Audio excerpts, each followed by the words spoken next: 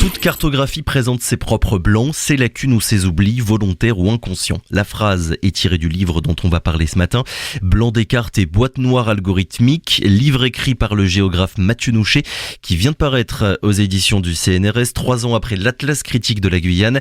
Car la Guyane, et n'importe quelle personne s'en est déjà plus ou moins rendu compte en regardant n'importe quelle carte du territoire guyanais, de nombreuses zones, pour ne pas dire la quasi-totalité du territoire, sont représentées par du vide, du vert, du rien.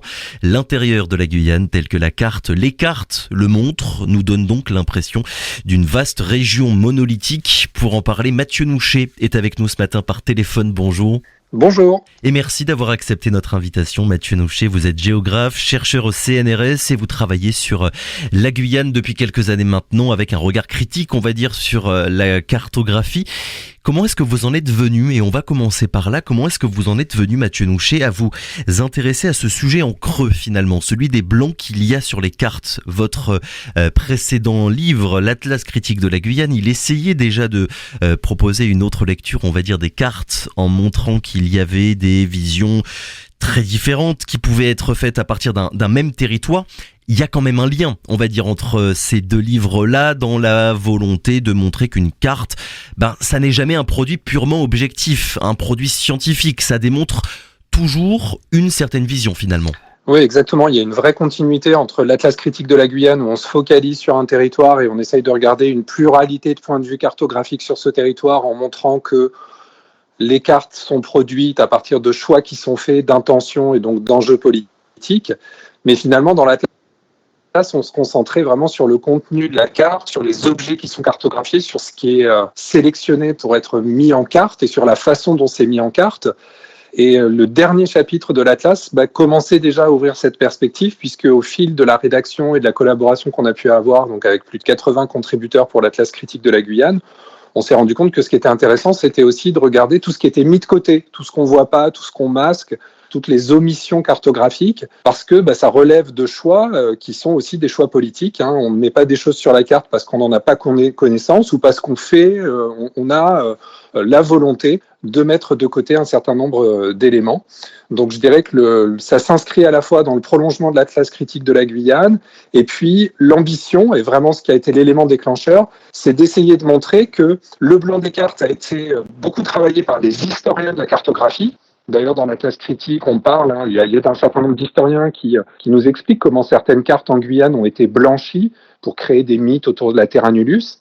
Et moi, ce qui m'a semblé intéressant, c'est qu'en lisant ce que les historiens de la cartographie ont produit sur des corpus anciens, je retrouvais des enjeux qu'on a aujourd'hui en matière de géographie numérique, de cartographie numérique, de traitement d'images satellites. C'est-à-dire qu'il me semble que ces travaux des historiens sont tout à fait d'actualité pour traiter aujourd'hui des données numériques, même si a priori c'est un peu contre-intuitif parce qu'on a l'impression qu'on est noyé sous un déluge de données, mais dans les faits, malgré toutes les données qui nous inondent tous les jours, il y a encore une fracture numérique importante et il y a encore des blancs sur les cartes, et c'était ça que je voulais à travers ce livre vraiment travailler, mettre en évidence et souligner les enjeux politiques de ces fractures numériques. Oui, et en l'occurrence, ce qu'on met de côté, comme vous dites, sur les cartes qui touchent à la Guyane, ça représente quand même une immense partie du territoire. En fonction des thématiques, en fonction de ce qu'on va vouloir mettre en évidence, en fonction aussi d'un certain nombre de contraintes techniques, on va être en capacité de produire plus ou moins d'informations, plus ou moins de sources de données. La Guyane, c'est un territoire qui est compliqué d'un point de vue technique à aborder au niveau cartographique, parce qu'il y a une forte couverture nuageuse, parce qu'il y a un terrain qui n'est pas forcément simple d'accès. Donc c'est Laurent Polidori qui dit que c'est un territoire qui est rebelle aux méthodes cartographiques conventionnelles, classiques. Maintenant, c'est aussi des choix qui sont faits d'utiliser telle ou telle technique, de travailler sur tel ou tel objet. Donc effectivement, on peut se retrouver parfois dans des situations dans lesquelles on va avoir une cartographie simplement sur, par exemple, le littoral, sur les grands centres urbains, et puis on va délaisser tout le reste du territoire. Et donc, il y a encore un enjeu fort, à la fois à cartographier le territoire, mais avant ça, à révéler ces inégalités en matière de couverture cartographique. C'est pas simplement pour faire joli, c'est parce que ces cartes, elles sont utiles notamment dans le cadre des politiques publiques. Elles servent les acteurs, les aménageurs, elles servent aux acteurs, aux aménageurs pour prendre des décisions. Donc si on n'a pas des cartes qui sont homogènes et qui sont rigoureuses et qui sont pertinentes partout, on prend des décisions sur des fragments d'informations qu'on a du territoire. Oui, on reviendra tout à l'heure sur les techniques, mais d'abord pour être le plus clair possible, est-ce que vous pourriez nous préciser finalement ce que vous appelez le blanc sur les cartes ? Alors c'est très simple, il suffit d'aller à la Casabule ou ailleurs, d'acheter une carte du territoire de Cayenne, de Saint-Laurent-du-Maroni. Vous prenez par exemple les cartes du randonneur, qui sont souvent les cartes bleues de l'IGN au 25 millième. Vous dépliez la carte et là, ce que vous allez regarder tout de suite, c'est les pistes, c'est les routes, c'est les layons, c'est les parcelles de forêt, c'est les bourgs, les bâtiments. Sauf qu'en fait, pour voir ces objets-là, vous les voyez parce qu'en fait, le cartographe a sélectionné ce qu'il allait mettre sur la carte. Et puis, pour les mettre en évidence, il y a plein de zones du territoire qu'il va laisser en blanc. Donc, en fait, toutes les cartes, c'est inhérent à tout processus de cartographie. Toutes les cartes nécessitent de sélectionner l'information, donc font l'omission sur un certain nombre d'objets ou de territoires pour faire ressortir le message qu'elles souhaitent mettre en évidence. Donc, le blanc sur les cartes, c'est finalement toutes ces zones de papier ou d'écran, puisque maintenant on est beaucoup autour de la cartographie numérique, qui en fait ne sont pas détaillées pour essayer au contraire de faire ressortir d'autres secteurs. Et donc ce qu'ont montré notamment les historiens de la cartographie, c'est qu'il y a un intérêt à regarder ce qui apparaît comme un vide, mais qui en fait ne l'est pas, puisque quand on va sur le terrain, on voit que souvent ces vides sont représentés. Alors l'exemple classique, c'est celui des friches. Très souvent dans le monde urbain, on va cartographier le territoire, mais on ne va jamais représenter les friches industrielles ou les friches agricoles ou les friches urbaines. Et il y a plein de travaux qui ont montré que, par exemple, dans les friches, il y a plein d'activités. Alors souvent, c'est de l'activité informelle, souvent ça peut être des quartiers d'habitat spontané qui ne sont pas reconnus, mais c'est des secteurs où il y a, par exemple, une démographie importante, où il y a des activités. Enfin, ce n'est pas du tout des vides de la réalité territoriale. C'est juste des objets qui échappent finalement aux cartographes ou que les cartographes décident d'omettre dans leur représentation parce qu'ils souhaitent privilégier d'autres objets. Et donc décaler le regard sur ce qu'on ne représente pas, c'est finalement donner un autre angle de lecture du territoire et montrer autrement ce que parfois on appelle des marges territoriales. Donc je le précise, votre livre, il ne parle pas que de la Guyane, mais c'est un fil conducteur quand même, la Guyane, l'Amazonie, ça revient tout au long de votre travail. Pourquoi ce territoire-là en particulier, Mathieu Nouchet, qu'est-ce qu'il illustre finalement dans ce que vous essayez de montrer ? Alors effectivement, le livre, il a en fait 2 premiers chapitres qui sont plutôt théoriques, qui expliquent un peu l'intérêt du blanc des cartes, comment les historiens l'ont travaillé, ça c'est le premier chapitre, et le deuxième va vraiment montrer comment aujourd'hui, à l'heure de la géographie numérique et du déluge de données, c'est encore une notion d'actualité. Puis après, j'ai 3 chapitres qui sont 3 études de cas et qui en fait partent de grandes productions cartographiques et descendent, on pourrait dire dans les échelles, zoom, jusqu'à la Guyane et jusqu'à des territoires particuliers de Guyane. Parce que ce qui me semblait intéressant, c'est de montrer qu'on est souvent noyé, notamment sous des visuels un peu planétaires. On voit beaucoup de globes virtuels dans les documents du GIEC, dans les COP, dans tout un tas d'instances internationales, qui nous donnent l'illusion qu'on a une connaissance complète et exhaustive du monde. Et quand on zoome un petit peu et qu'on fait une enquête à travers ces données, qu'on regarde comment ces données sont produites, on se rend compte qu'il y a certains territoires qui sont vraiment délaissés et qu'en fait, on extrapole beaucoup les données, on fait beaucoup d'hypothèses sur des territoires qu'on ne connaît pas tant que ça.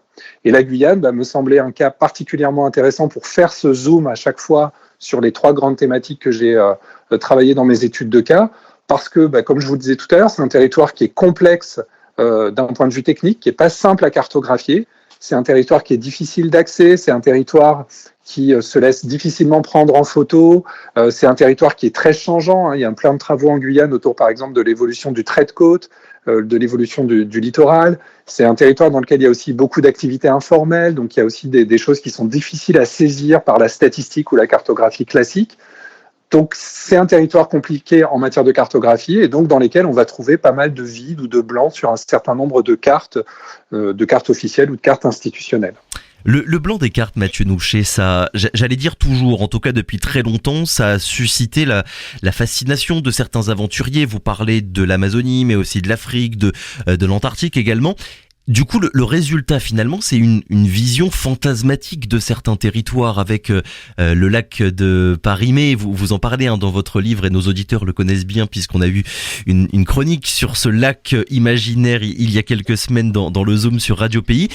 Je vous cite, la fabrique cartographique de l'intérieur guyanais s'est donc forgée sur une mémoire mythique que des chercheurs explorateurs ont aussi largement contribué à alimenter.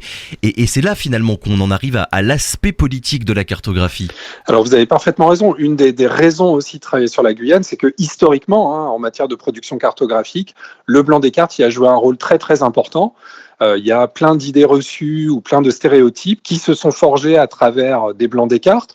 La Guyane, c'est aussi, et c'est ce que montre très bien Denis Lamaison, c'est aussi un territoire dans lequel on a blanchi des cartes. C'est-à-dire qu'il y a eu un moment, on a souvent l'impression que la cartographie, c'est une science où on va accumuler au fil des années des connaissances. Mais en fait, il y a aussi beaucoup de retours en arrière.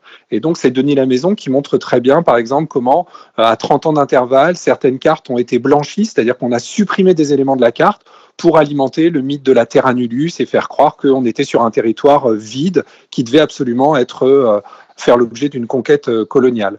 On voit que ça peut être un objet politique qui va servir à la conquête coloniale, qui va servir à justifier des expéditions ou différentes actions. Et puis on voit aussi que c'est un objet culturel qui va alimenter nos imaginaires et qui donc du coup va aussi très largement avoir un impact politique dès lors qu'on laisse dans le vide un certain nombre d'éléments du territoire. On peut se donner la liberté d'avoir des interprétations fluctuantes de ce qui se passe sur ce territoire et finalement le blanc peut être instrumentalisé.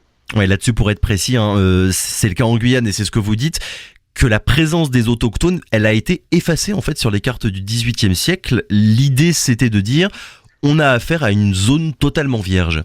Exactement, et puis on pourrait dire qu'aujourd'hui encore, la question de l'autochtonie en Guyane, il y a des réflexions autour des cartes, mais il y a finalement très peu d'implication encore de collectifs autochtones dans la production cartographique. Ailleurs en Amérique du Sud ou ailleurs, par exemple, au nord du Canada, vous avez des communautés autochtones qui ont leur propre cartographe, qui représentent leur territoire selon leur propre cosmogonie, leur propre vision du monde, et qui utilisent ces cartes dans des négociations, dans des discussions collectives.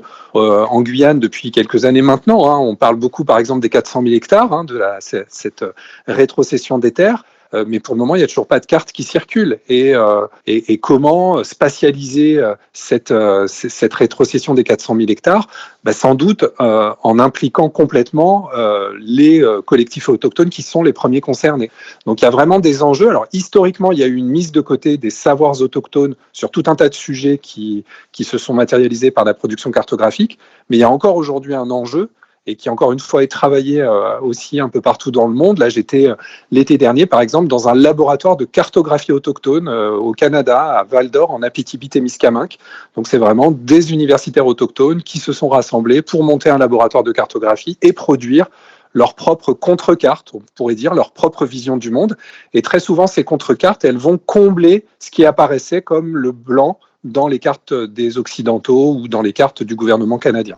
Oui, parce que historiquement, d'un point de vue colonial, cartographier un territoire, c'était afficher une volonté en fait de maîtriser l'espace. Exactement, et c'est ce que montre très bien Hélène Blé, par exemple, qui a fait tout un travail sur la colonisation de l'Algérie et qui montre comment finalement c'est pas tant la production, enfin le produit final de la carte qui comptait que le processus cartographique, et montrer l'avancement de la cartographie, c'était aussi montrer l'avancement du contrôle d'un territoire qu'on était en train de conquérir. La cartographie de la Guyane, ça commence quand ? À quelle époque à peu près ?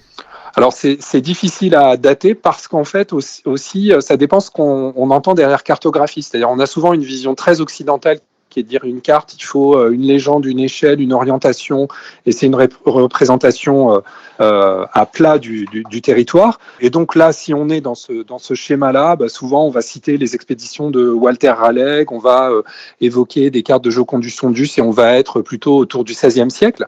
Mais on a de plus en plus une remise en cause de cette définition très occidentalo-centrée pour dire, en fait, il y a eu plein d'autres formes de représentation de l'espace à partir, par exemple, de pièces de bois, à partir de représentations cartographiques éphémères. On a retrouvé, par exemple, au Vanuatu, au nord de la Nouvelle-Calédonie, des dessins qui étaient faits sur le sable, et c'était plutôt des pratiques de cartographie éphémère. On représentait des choses sur le sable, et ça n'avait pas vocation à être figé et à rester dans le temps, et c'était d'autres formes de représentation. Donc si on a une acceptation très très large de la cartographie, on aura du mal à dater, à remonter dans la généalogie de l'objet. Si on s'en tient à une cartographie plus conventionnelle, entre guillemets, de ce qu'on entend aujourd'hui beaucoup dans le monde académique, je dirais qu'on peut aller jusqu'au 16e. Alors le changement, et c'est ce que vous écrivez, le grand changement entre la période coloniale et aujourd'hui, c'est qu'aujourd'hui, il n'y a plus que les États qui décident de cartographier le monde. L'exemple suprême de ça, c'est Google avec Google Maps et Google Earth. Il y a de plus en plus d'acteurs avec de plus en plus de technologies. Et donc, pour un chercheur comme vous, c'est de plus en plus difficile finalement de déconstruire toutes les productions, tous les dispositifs cartographiques, alors qu'avant, finalement, il n'y avait pas grand monde, il n'y avait pas beaucoup de données à la différence d'aujourd'hui. Voilà, exactement. Avant, les États-nations étaient quasiment les seuls à pouvoir dessiner leur territoire. Donc, il y a beaucoup de travaux d'historiens qui sont appuyés sur des cartes officielles et puis qui les ont déconstruites et analysé les conditions de leur fabrique. Aujourd'hui, je dirais qu'il y a une double difficulté. Il y a une première difficulté, c'est qu'il y a une très grande diversité des parties prenantes, des acteurs potentiellement impliqués. Il suffit d'avoir un téléphone portable connecté pour pouvoir télécharger une petite application et puis collecter 3-4 données qui vont remonter dans une base et puis qui vont générer une carte quasiment automatiquement. Donc c'est un collègue, Thierry Joniveau, qui dit que finalement aujourd'hui il y a presque autant de cartes que de clics, parce que sur Internet vous allez sur des systèmes cartographiques, vous personnalisez les choses et vous pouvez produire vos cartes. Donc voilà, il y a une très très grande diversité des parties prenantes. Il y a des grandes entreprises privées qui investissent le champ de la cartographie.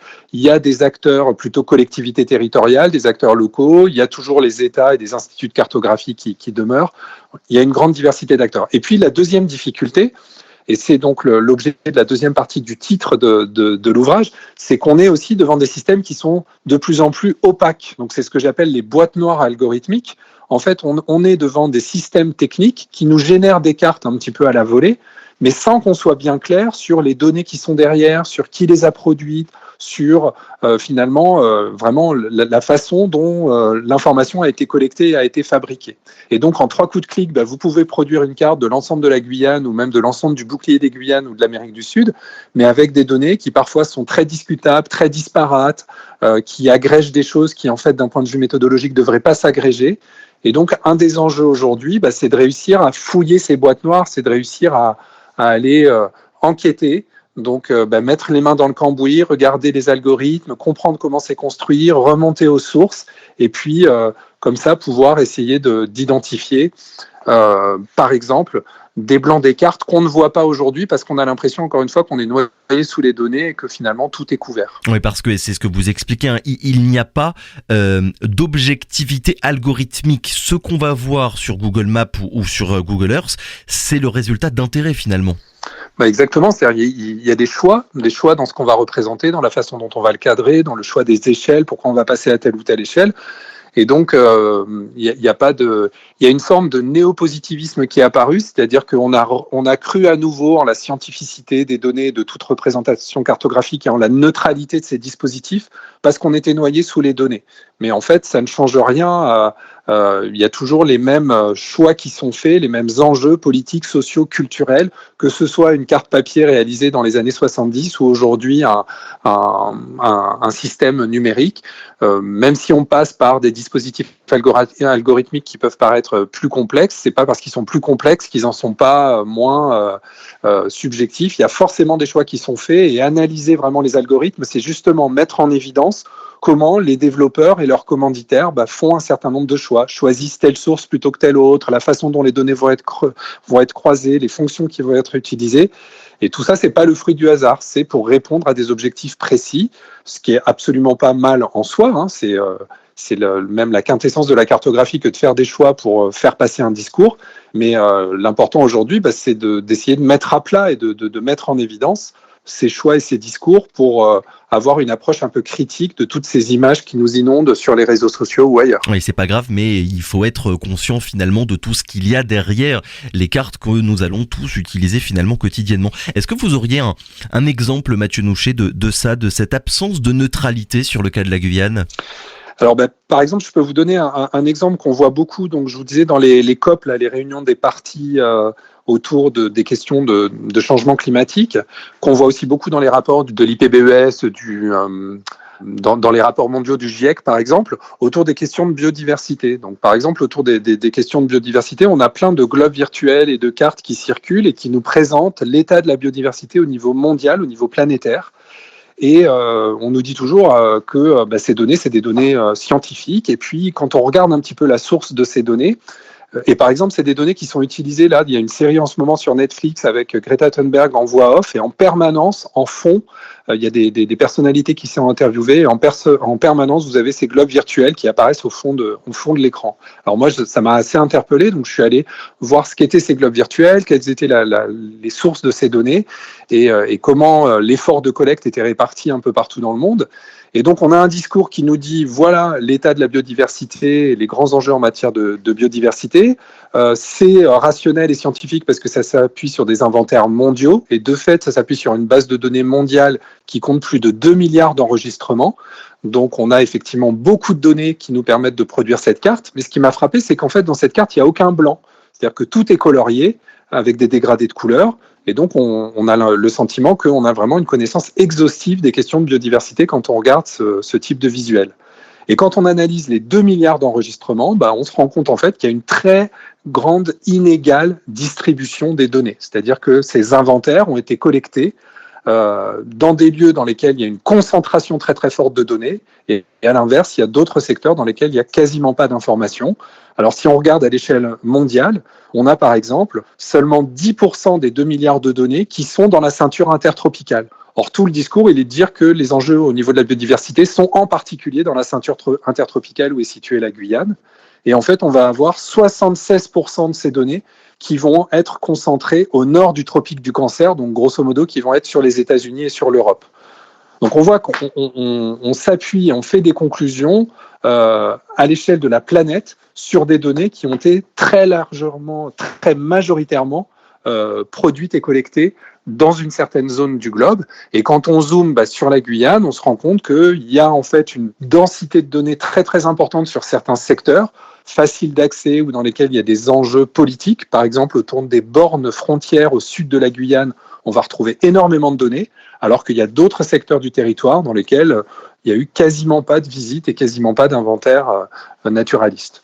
Donc voilà, il y a des différentiels très forts et qui ne sont pas le fruit du hasard. Alors j'aimerais qu'on s'arrête sur un point, Mathieu Nouchet.